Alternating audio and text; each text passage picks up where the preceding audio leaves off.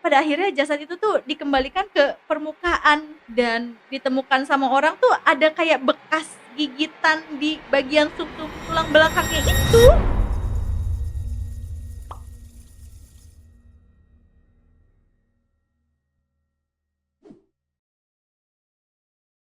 Halo guys, balik lagi ke cerita horor santai bareng Mbak Nini. Nah, kali ini ceritanya tuh datang dari wilayah Sumatera Selatan, tepatnya di Palembang. Eh, bukan. Kita nggak mau ceritain tentang keindahan Sungai Musi. Ya, sama-sama di Sungai Musi sih ceritanya. Cuma bukan tentang keindahannya. Tapi kali ini cerita tentang ada hal mistis di dalam Sungai Musi. Jadi, Sungai Musi ini nih ya tidak hanya terkenal soal keindahannya aja ya, tapi ternyata tuh dikenal tentang cerita mistisnya.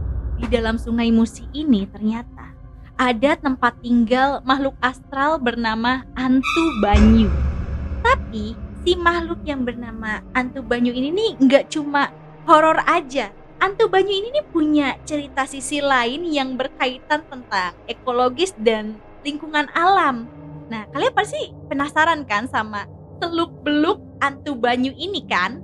Jadi, Antu Banyu ini nih secara harfiah artinya tuh hantu air gitu loh. Dan menurut kepercayaan yang beredar, si sosok hantu yang satu ini nih kononnya merupakan arwah dari korban yang tenggelam di Sungai Musi gitu loh. Entah sengaja terjun ke Sungai Musi atau ya nggak sengaja gitu, ya kayak kecelakaan gitu. Nah, menurut kepercayaan lain, karena gara-gara si sosok Antu Banyu inilah nih ya, yang nahan roh-roh korban yang kecelakaan atau tenggelam di dalam Sungai Musi ini jadi nggak tenang gitu. Jadi mereka nih kayak ketahan di dalam Sungai Musi gitu loh roh-rohnya, terutama anak-anak kecil dan orang-orang yang udah tenggelam atau kecelakaan ke dalam Sungai Musi ini biasanya tubuhnya tuh sulit banget untuk ditemukan.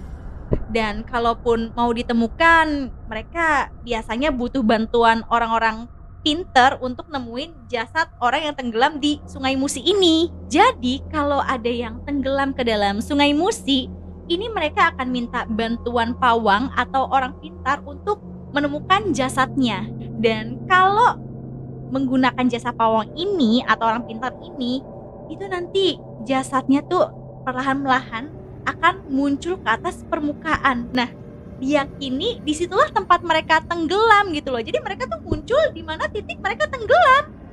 Nah, selain si Antu Banyu ini, ternyata tuh banyak banget makhluk-makhluk astral yang tinggal di dalam Sungai Musi yang dipercaya ya menghuni di Sungai Musi tersebut.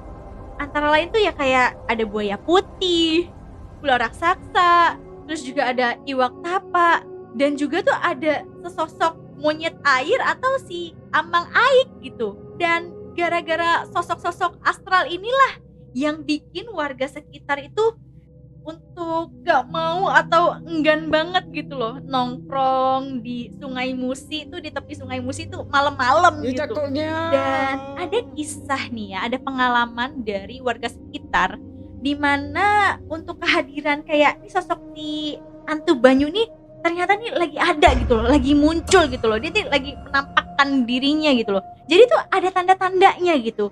Itu tuh kayak warna air sungainya tuh tiba-tiba berwarna coklat susu, terus juga permukaan airnya tuh terlihat tenang, tapi kelihatannya tuh di dalamnya tuh lagi kayak muter-muter gitu loh. Atau bisa juga si airnya itu kerasa hangat di bagian atas, tapi di bagian dalamnya tuh kerasa dingin.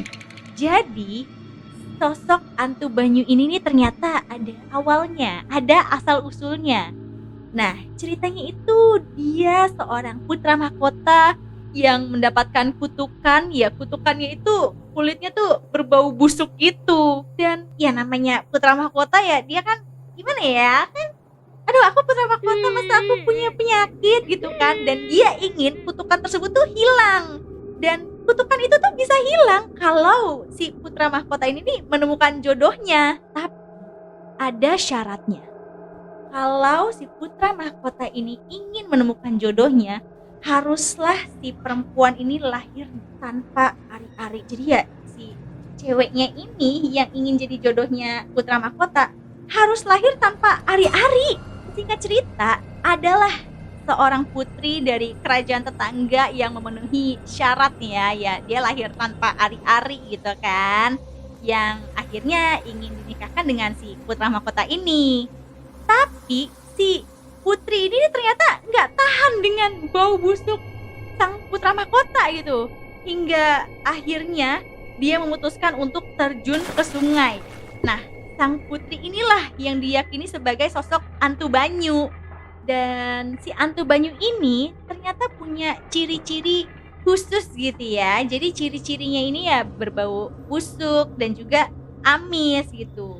Dan masyarakat percaya sosok Antu Banyu ini nih akan muncul ketika air sungai itu tuh mulai pasang atau menjelang maghrib. Dan saat sosok Antu Banyu ini muncul, ya dipercaya sama masyarakat sekitar kalau ada orang yang masih berada di pinggir sungai itu akan hanyut gitu, kayak berasa seakan-akan tuh ditarik sama si Antu Banyu gitu loh. Dan gak sampai situ aja, jadi si Antu Banyu ini nih dipercaya akan membawa orang yang hanyut atau tenggelam ke dalam sungai itu tuh, dia tuh benar-benar akan ditarik sampai ke dasar sungai, yang kemudian tuh akan dihisap sumsum tulang belakangnya, tapi pada akhirnya jasad itu tuh dikembalikan ke permukaan. Dan ditemukan sama orang tuh ada kayak bekas gigitan di bagian sumsum tulang belakangnya itu. Tapi di sisi lain, si Antu Banyu ini nih ada kaitannya dengan kondisi lingkungan. Jadi masyarakat tuh menilai kalau misalkan sosok Antu Banyu yang bau amis ini nih sebenarnya tuh kayak peringatan kalau masyarakat ini nggak peduli sama lingkungan gitu loh. Jadi mereka tuh suka ya sembarangan, entah buang sampah, pokoknya nggak menjaga lingkungan gitu. Jadi kayak ya jadi bau amis gitu loh. Terus selain bau amis, itu tercium juga bau busuk.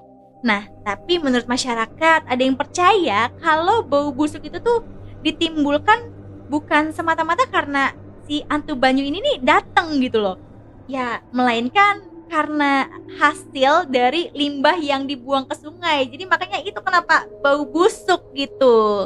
Jadi Antu Banyu ini nih bukan hanya sesosok mistis atau sesosok yang menakutkan doang, tapi juga sebuah peringatan untuk masyarakat supaya menjaga lingkungan di Sungai Musi. Dan selain peringatan untuk menjaga kelestarian di Sungai Musi, Antu Banyu ini juga dikenal sebagai salah satu cerita yang disampaikan kepada anak-anak di sana dari orang tua mereka supaya berhati-hati untuk main di sekitaran Sungai Musi gitu loh. Karena ya sebagian cerita tuh mempercayai bahwa Antu Banyu ini beneran ada gitu loh. Jadi ya kalau kecelakaan di Sungai Musi tuh tidak bisa ditemukan, sulit banget untuk ditemukan. Nah, itu dia guys, cerita tentang Antu Banyu. Dan untuk teman-teman yang pernah punya pengalaman di sekitar Sungai Musi, boleh nih share ceritanya di kolom komen.